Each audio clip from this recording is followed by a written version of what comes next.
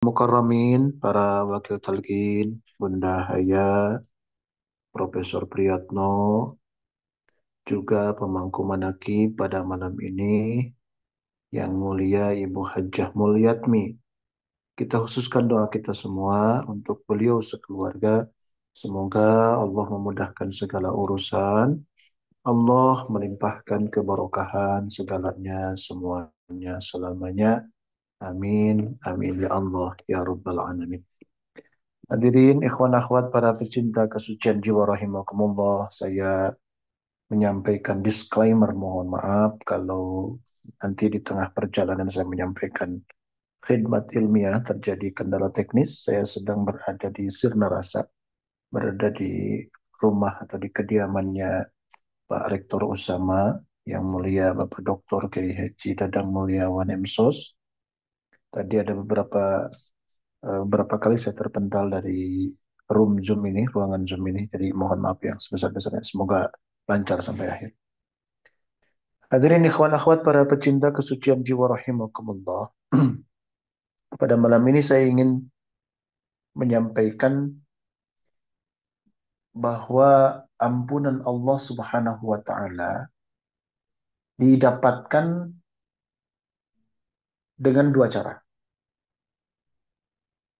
Malam ini dua cara ya. Berkaitan dengan ibadah puasa yang kita lakukan. Ini informasi dari Rasulullah dan hadisnya sering kita dengar. Yang pertama, man soma ramadhana imanan wahtisaban ghufira lahu ma taqaddama min danbihi. Hadis diriwayatkan oleh Imam Bukhari dan Imam Muslim. Man soma ramadhana, siapa yang berpuasa Ramadan di bulan suci Ramadan, imanan, dalam keadaan beriman, wahtisab, ihtisab, mengharapkan pahala dari Allah. Sebagian mengatakan ikhlas. Ghufira lahu, kami tersebut apa yang sudah terlewat min dan bihi, dalam bentuk dosa orang tersebut. Yang pertama, pada hadis ini ya, maghfirah Allah, ampunan Allah itu akan didapatkan oleh orang soma Ramadan, yang berpuasa di bulan suci Ramadan, dengan catatan imanan wahtisaban, dalam keadaan beriman, wahtisaban, dan semata-mata mengharap ridho Allah Subhanahu wa taala. Yang kedua, man qoma ramadhana imanan wahtisaban ghufira lahu ma taqaddama min danbihi. Yang pertama man soma, yang kedua man qoma. Man qoma ramadhana imanan wahtisaban ghufira lahu ma taqaddama min danbihi. Siapa yang berdiri Ramadan di bulan suci Ramadan, imanan wahtisaban, dalam keadaan beriman dan mengharap ridho Allah Subhanahu wa taala, ghufira lahu ma taqaddama min dambihi, maka diampuni ma taqaddama min dambihi, apa-apa yang sudah berlalu min dambihi, dari dosa orang tersebut. Dua hadis ini adalah rumus sederhana. Sederhana rumusnya, tapi praktiknya berat. Kalau kita ingin diampuni dosa oleh Allah, maka saum dan berdiri di bulan suci Ramadan. Kita melaksanakan puasa di siang hari dan menghidupkan malam dengan cara qiyamul lail. Salatnya macam-macam, silakan. Ya. Kita sudah dibimbingkan oleh guru agung semua, salat sunnah dan sebagainya. Kalau itu sudah selesai dan kita masih mau melaksanakan salat, silakan. Salat mutlak sebanyak-banyaknya kalau kita kuat. Asal menyesuaikan dengan kemampuan fisik kita semua. Jangan sampai kita banyakin sholat sunatnya, besok nggak kuat saum gara-gara kebanyakan sholat sunat. Dan diukur-ukur oleh kita semua. Rasa-rasanya takaran amaliyah yang sudah dibimbingkan, diajarkan guru kita semua, itu adalah dosis yang mampu kita lakukan. Rasa-rasanya ya. Nah, hadirin ikhwan akhwat para pecinta kesucian jiwa, ini menarik. Ghufira ma taqaddama, akan diampuni ma taqaddama min danbihi, apa-apa yang sudah lalu min danbihi dalam bentuk dosa-dosa orang yang melaksanakan saum ataupun qiyamul Ramadan, menghidupkan malam-malam bulan suci Ramadan.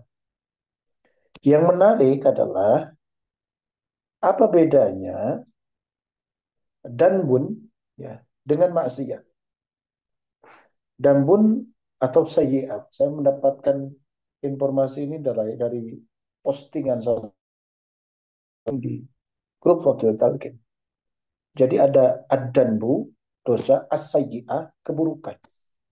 Ad-danbu itu ya, yang kita artikan dosa itu adalah sesuatu ya, keburukan kita ya, yang itu berhubungan dengan hakullah, hak-hak Allah. Seperti meninggalkan sholat, tidak melaksanakan saum, mangkir dari membayar zakat, tidak melaksanakan haji padahal mampu, dan lain sebagainya, segala hal yang berhubungan dengan hablum minallah. Ya, relasi kita dengan Allah Subhanahu wa taala itu azan, Bu. Ya, apa saja silakan. Seluruh bentuk-bentuk ibadah mahdoh yang kalau kita tinggalkan itu kita masuk ke dalam ruang yang disebut dengan dosa. Itu azan, Bu. Kalau as-sayyi'ah ya, as-sayyi'ah itu adalah perbuatan buruk kita semua yang itu berkelindan berhubungan dengan hak-hak makhluk Allah. Apakah itu manusia, apakah itu hewan, apakah itu benda-benda padat, apakah itu tumbuh-tumbuhan, udara dan lain sebagainya. Itu namanya as-sayyi'at. Kalau kita misalkan membakar sampah, lalu sampai menimbulkan polusi udara, itu namanya as-sayyi'at.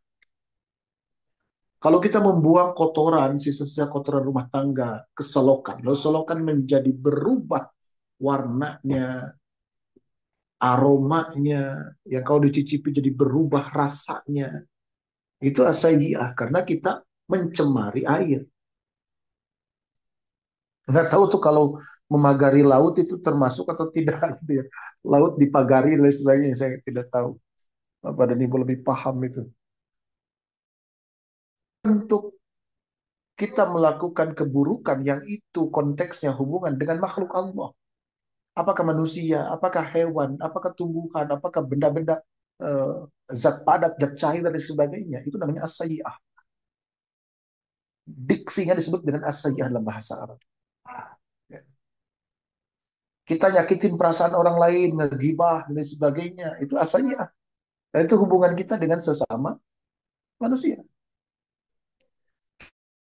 Kita mematahkan pohon yang sebetulnya kalau itu dibiarkan tumbuh, dia akan menjadi penyangga tanah dan tidak menimbulkan longsor. Nah, perbuatan mematahkan pohon yang kalau kita biarkan itu bisa menyelamatkan orang-orang yang hidup di sekeliling pohon itu namanya sayyi'ah. Sementara perbuatan-perbuatan buruk yang itu hubungannya dengan Allah disebut dengan adzan atau dosa tadi. Nah, saum yang dilakukan dalam konteks beriman dan mengharap ridho Allah, ikhlas itu yang akan menjadi faktor Allah mengampuni dosa kita semua. Bukan saum saja. Yang kedua adalah qiyamu Ramadan. Man qoma Ramadana imanan wa ihtisaban ghufira lahu ma taqaddama min dhanbi. Jadi siam dan qiyam, berpuasa dan bangun menghidupkan malam-malam di bulan suci Ramadan. Hadirin ikhwan akhwat para pecinta kesucian jiwa rahimakumullah. Tentunya ini sudah menjadi bagian kita semua. Menjadi kebiasaan kita semua. Kita saum pada siang hari, seperti anak TK juga saum dari pagi sampai sore hari. Hanya berapa hari yang lalu saya menyampaikan kutipan dari kitab Sirrul Asrarnya Tuan Syekh Abdul Qadir Al-Jilani, bahwa saum kita jangan terjebak hanya sekedar menahan haus dan lapar semata, tidak berhubungan badan dengan pasangan halal kita di siang hari, Ya, bukan hanya itu, tapi saum kita agak bergeser sedikit, agak beringsut sedikit ke dalam imsakul qalbi anil iltifati ila ghairillahi, memelihara dan menjaga hati kita dari larak lirik kepada selain Allah Subhanahu wa taala. Mustahil ini bisa dilakukan kecuali oleh orang-orang yang sudah tertanam di dalam kolbunya, di dalam dirinya, di dalam hatinya, di dalam sirnya, budrut tauhid, benih tauhid yang disimpan oleh siapa? Ar-Ruhul Amin, ruh terpercaya, guru mursyid kita semua. Alhamdulillahilladzi faddalana ala katsirin min ibadil mu'minin. Mudah-mudahan ada manfaatnya. Wallahul muwaffiq ila aqwamit thoriq. Wassalamualaikum warahmatullahi wabarakatuh.